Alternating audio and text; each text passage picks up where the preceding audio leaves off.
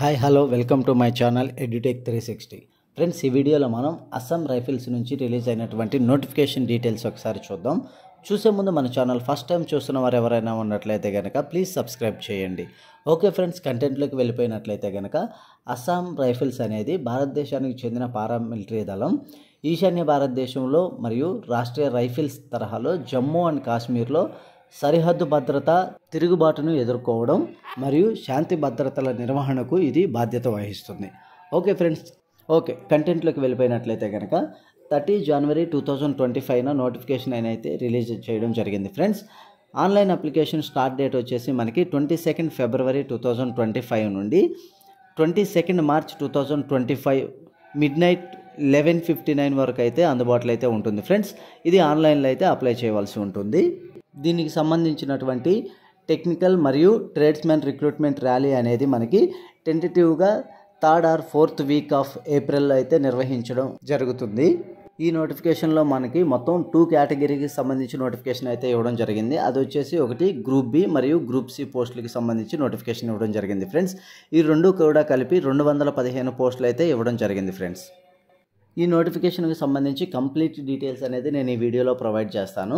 ఎలా అప్లై చేయాలి, అదేవిధంగా అప్లికేషన్ ఫీజు, అదేవిధంగా ఏ పోస్ట్కి ఏ క్వాలిఫికేషన్ అనేది ఉండాలి, ఈ కంప్లీట్ డీటెయిల్స్ అనేది నేను ఈ వీడియోలో ప్రొవైడ్ చేస్తాను. అదేవిధంగా ఫిజికల్ టెస్ట్కి కావాల్సిన రిక్వైర్మెంట్స్ కూడా నేను ఈ వీడియోలో ప్రొవైడ్ చేస్తాను. ఫ్రెండ్స్, తప్పకుండా వీడియో చివరి వరకు చూడండి. అదేవిధంగా మీ ఫ్యామిలీ అండ్ ఫ్రెండ్స్కి ఈ వీడియో షేర్ కూడా చేయండి. ఫ్రెండ్స్, ఓకే ఫ్రెండ్స్, డీటెయిల్స్లోకి వెళ్ళిపోయినట్లయితే కనుక ఈ నోటిఫికేషన్కి సంబంధించి ఆన్లైన్లో అప్లై చేసే ముందు కంపల్సరీగా మీరైతే ఎస్సీ అయినట్టుగైతే SC caste certificate, ST certificate, అదేవిధంగా అదర్ బ్యాక్వర్డ్ ఓబీసీ సర్టిఫికేట్, అదేవిధంగా ఈడబ్ల్యూఎస్ సర్టిఫికేట్ అయితే ఖచ్చితంగా కలిగి ఉండాలి. ఫ్రెండ్స్, ఎందుకంటే అప్లోడ్ చేయాల్సిన అవసరం అయితే ఉంటుంది.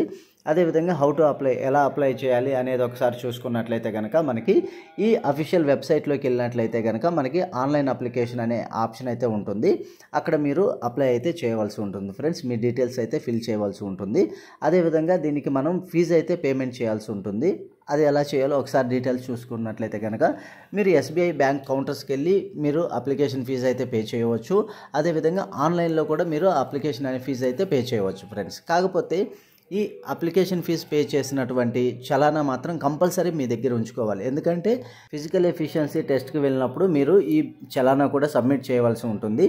ఇన్ కేస్ మీరు ఈ సబ్మిషన్ అనేది ఫెయిల్ అయినట్లయితే కనుక మీ అప్లికేషన్ కూడా రిజెక్ట్ అవ్వడం జరుగుతుంది అని చెప్పేసి ఇక్కడ క్లియర్గా మెన్షన్ చేయడం జరిగింది. ఫ్రెండ్స్, ఈ రిక్రూట్మెంట్ ర్యాలీకి సంబంధించినటువంటి ఇన్ఫర్మేషన్ అనేది మనకి మొబైల్లో మెసేజ్ ద్వారా కానీ ఈమెయిల్ ద్వారా కానీ తెలియచేయడం జరుగుతుంది. అయితే మీ మొబైల్లో డిఎన్డి అంటే డు నాట్ డిస్టర్బ్ సర్వీస్ కనుక యాక్టివేట్ చేసి ఉన్నట్లయితే కనుక దాన్ని అయితే డీయాక్టివేట్ చేసుకోవాల్సి ఉంటుంది. ఎందుకంటే మనకి ఈ డిఎన్డి సర్వీస్ యాక్టివేట్ చేసినప్పుడు కొన్ని కాల్స్ కానీ మెసేజ్ కానీ అనేది మనకి రిసీవ్ అవ్వవు. ఫ్రెండ్స్, సో దాన్ని మీరు ఒకసారి చెక్ చేసుకోండి. Okay, next application fee details ఒకసారి చూసుకున్నట్లయితే కనుక మనకి గ్రూప్ బి పోస్టులకు సంబంధించి గ్రూప్ బి పోస్టులు వచ్చేసి మనకి teacher and electrical and mechanical పోస్టులు అయితే ఉన్నాయి. వీటికి సంబంధించి 200 రూపీస్ అనేది ఉండడం జరిగింది.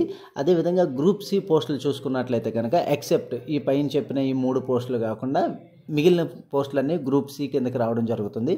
ఆ పోస్టులకు వచ్చేసి మీకు 100 రూపీస్ అయితే అప్లికేషన్ ఫీ అనేది ఉంటుంది. ఫ్రెండ్స్, అదేవిధంగా మీరు పే చేయవలసినటువంటి SBI current bank account number కూడా ఇక్కడ ప్రొవైడ్ చేయడం జరిగింది. ఈ అకౌంట్ నెంబర్కి అయితే మీరు అమౌంట్ అయితే పే చేయవలసి ఉంటుంది. ఫ్రెండ్స్, నెక్స్ట్ వచ్చేసి మనకి centre for physical standard test PST or physical efficiency test PET, అదేవిధంగా రిటర్న్ టెస్ట్ అనేది కూడా ఈ రెండు కూడా మనకి సుకోవి నాగాల్యాండ్లో అయితే నిర్వహించడం జరుగుతుంది. సుకోవి సెంటర్లో అయితే నిర్వహించడం జరుగుతుంది. ఫ్రెండ్స్, అక్కడైతే మనం అటెండ్ అవ్వాల్సి ఉంటుంది.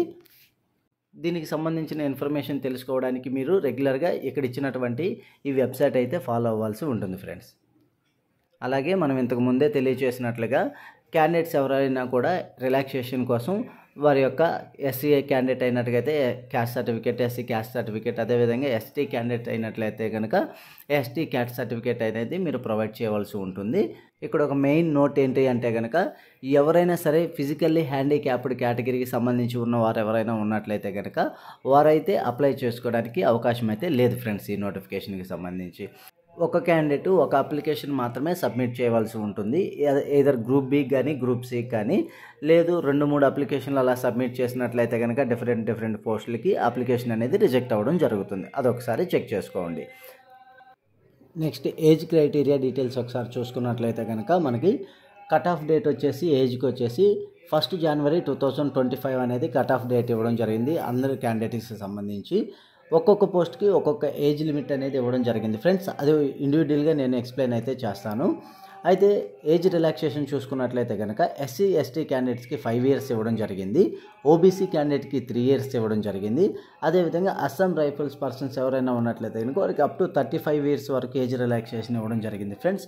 ఆ డీటెయిల్స్ ఒకసారి మీరు ఇక్కడ చూడవచ్చు. అదేవిధంగా నెక్స్ట్ వచ్చేసి ఫిజికల్ స్టాండర్డ్స్ ఒకసారి చూసుకున్నట్లయితే కనుక మనకి for all candidates except those mentioned below, ఈ బిలో మెన్షన్ చేసిన క్యాండిడేట్స్ కాకుండా మిగతా అన్ని క్యాండిడేట్స్కి అయితే మేల్ క్యాండిడేట్స్కి వచ్చేసి మనకి హైట్ వచ్చేసి 170 సెంటీమీటర్స్ అయితే ఉండాలి. చెస్ట్ వచ్చేసి నార్మల్ స్టేజ్లో 80 సెంటీమీటర్స్ ఉండాలి. ఎక్స్పాండ్ చేస్తే కనుక 5 సెంటీమీటర్స్ ఇంక్రీజ్ అయ్యి 85 సెంటీమీటర్స్ అవ్వాలి. అదేవిధంగా ఎస్టీ క్యాండిడేట్స్కి సంబంధించి చూసుకున్నట్లయితే కనుక 162.5 సెంటీమీటర్స్ హైట్ అయితే ఉండాలి. చెస్ట్ వచ్చేసి నార్మల్గా మనకి 76 సెంటీమీటర్స్ ఉండాలి. ఎక్స్పాండ్ చేస్తే అంటే మనకి 5 సెంటీమీటర్స్ ఇంక్రీజ్ అవ్వాలి. ఇక్కడ కూడా 81 సెంటీమీటర్స్ అయితే రావాలి ఫ్రెండ్స్.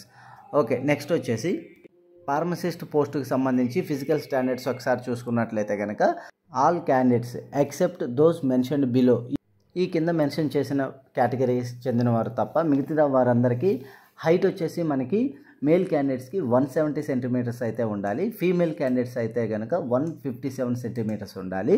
అదేవిధంగా చెస్ట్ మేల్ క్యాండిడేట్స్కి చెస్ట్ అయితే నార్మల్గా 80 సెంటీమీటర్స్ ఉండాలి. ఎక్స్పాండ్ చేస్తే 5 సెంటీమీటర్స్ ఇంక్రీజ్ అయ్యి 85 సెంటీమీటర్స్ అయితే ఉండాలి ఫ్రెండ్స్. అదేవిధంగా మనకి ఎస్టీ క్యాండిడేట్స్కి చూసుకున్నట్లయితే కనుక 162.5 సెంటీమీటర్స్ హైట్ ఉండాలి మేల్ అయితే, ఫీమేల్ అయితే 150 సెంటీమీటర్స్ ఉండాలి. అదేవిధంగా ఫర్ మేల్ క్యాండిడేట్స్ చెస్ట్ ఒకసారి చెక్ చేస్తే కనుక 76 సెంటీమీటర్స్ ఉండాలి. అదేవిధంగా ఎక్స్పాండ్ చేస్తే 81 సెంటీమీటర్స్ అయితే ఉండాలి friends. Okay, next recovery vehicle మెకానిక్కి సంబంధించి ఫిజికల్ స్టాండర్డ్స్ ఒకసారి చూసుకున్నట్లయితే కనుక ఇక్కడ for all candidates except those mentioned below, అంటే ఈ కింద మెన్షన్ చేసిన క్యాండిడేట్స్ కాకుండా మిగతా అందరి క్యాండిడేట్స్కి వచ్చేసి మనకి మేల్ క్యాండిడేట్స్కి వచ్చేసి 170 సెంటీమీటర్స్ అయితే హైట్ ఉండాలి. చెస్ట్ వచ్చేసి 80 సెంటీమీటర్స్ ఉండాలి నార్మల్ స్టేజ్లో. ఎక్స్పాండ్ చేస్తే కనుక 85 సెంటీమీటర్స్ ఉండాలి friends. Okay, next physical efficiency test PET టెస్ట్కి సంబంధించిన డీటెయిల్స్ ఒకసారి చూసుకున్నట్లయితే కనుక ఇక్కడ మనకి మేల్ క్యాండిడేట్స్కి వచ్చేసి మనకి 5 కిలోమీటర్స్ రన్ అనేది 24 మినిట్స్లో అయితే చేయాల్సి ఉంటుంది. ఫీమేల్ క్యాండిడేట్స్ అయినట్లయితే కనుక 1.6 కిలోమీటర్ అనేది 8 మినిట్స్ 30 సెకండ్స్లో అయితే కంప్లీట్ చేయవలసి ఉంటుంది ఫ్రెండ్స్. ఓకే, నెక్స్ట్ డీటెయిల్స్ చూసుకున్నట్లయితే కనుక ట్రేడ్ టెస్ట్ అనేది ఉంటుంది ఫ్రెండ్స్. అది స్కిల్ టెస్ట్ అంటాము. ఈ స్కిల్ టెస్ట్ అనేది మనకి టెక్నికల్ మరియు ట్రేడ్స్మెన్ పర్సన్స్కి మాత్రమే ఉండడం జరుగుతుంది. ఇది పీఈటీ అనేది నిర్వహించిన తర్వాత ఈ ట్రేడ్ టెస్ట్ కూడా నిర్వహించడం జరుగుతుంది. అయితే దీనికి ఎటువంటి మార్క్స్ అయితే ఉండవు, కాకపోతే ఇది క్వాలిఫై అయితేనే నెక్స్ట్ లెవెల్కి అనేది మనకి ఎలిజిబుల్ అవుతుంది ఫ్రెండ్స్. నెక్స్ట్ వచ్చేసి రిటన్ టెస్ట్ ఉంటుంది. ఈ రిటన్ టెస్ట్ మనకి 100 మార్క్స్గా నిర్వహించడం జరుగుతుంది. క్వాలిఫైయింగ్ పర్సంటేజ్ చూసుకున్నట్లయితే కనుక జనరల్ ఈడబ్ల్యూఎస్ క్యాండిడేట్స్ అయితే మాత్రం 35% క్వాలిఫై రావాలి.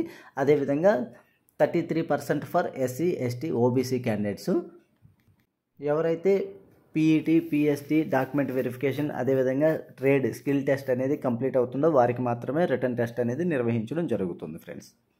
ఓకే, ఇండివిజువల్ పోస్టుకి సంబంధించి డీటెయిల్స్ ఒకసారి చూసుకున్నట్లయితే కనుక ఫస్ట్గా రిలీజియస్ టీచర్ చూసుకున్నట్లయితే కనుక ఓన్లీ మేల్ క్యాండిడేట్స్ మాత్రమే. దీనిలో మనకి 18 to 30 ఇయర్స్ ఏజ్ అయితే ఇవ్వడం జరిగింది ఫ్రెండ్స్. క్వాలిఫికేషన్ వచ్చేసి గ్రాడ్యుయేషన్ అయితే చేసి ఉండాలి. Madhyama in Sanskrit or Bhushan in Hindi అయితే కంప్లీట్ చేసి ఉండాలి. నెక్స్ట్ వచ్చేసి మనకి రేడియో మెకానిక్, ఇది కూడా ఓన్లీ మేల్ క్యాండిడేట్స్కి మాత్రమే. ఇది వచ్చేసి మనకి 10th క్లాస్తో పాటు diploma in radio and television technology అయితే కంప్లీట్ చేసి ఉండాలి, లేదా ఎలక్ట్రానిక్స్ లేదా telecommunication or computer are electrical, అంటే డిప్లొమాలో ఏ గ్రేడ్ అయినా కూడా దీనికి అప్లై అయితే చేసుకోవచ్చు. అదేవిధంగా 12th standard are intermediate equivalent with aggregate marks 50% with physics chemistry and mathematics, అంటే 12th స్టాండర్డ్లో ఎంపీసీ చేసిన వారు కూడా దీనికి ఎలిజిబుల్ ఫ్రెండ్స్. ఏజ్ లిమిట్ చూసుకున్నట్లయితే కనుక 18 to 25 ఇయర్స్ ఏజ్ అనేది ఇవ్వడం జరిగింది ఫ్రెండ్స్. నెక్స్ట్ పోస్ట్ వచ్చేసి మనకి లైన్ మ్యాన్ ఫీల్డ్, ఇది ఓన్లీ మేల్ క్యాండిడేట్స్కి మాత్రమే. దీనిలో కూడా మనకి 10th తర్వాత మనకి ఐటీఐ ఇన్ ఎలక్ట్రీషియన్గా కంప్లీట్ అయితే చేసి ఉండాలి. ఏజ్ లిమిట్ వచ్చేసి 18 to 23 years. నెక్స్ట్ పోస్ట్ చూసుకున్నట్లయితే కనుక ఇంజనీర్ ఎక్విప్మెంట్ మెకానిక్, ఇది కూడా ఓన్లీ మేల్ క్యాండిడేట్స్కి మాత్రమే. క్వాలిఫికేషన్ చూసుకున్నట్లయితే కనుక 10th పాటు మనకి ఐటీఐ అయితే కంప్లీట్ చేసి ఉండాలి.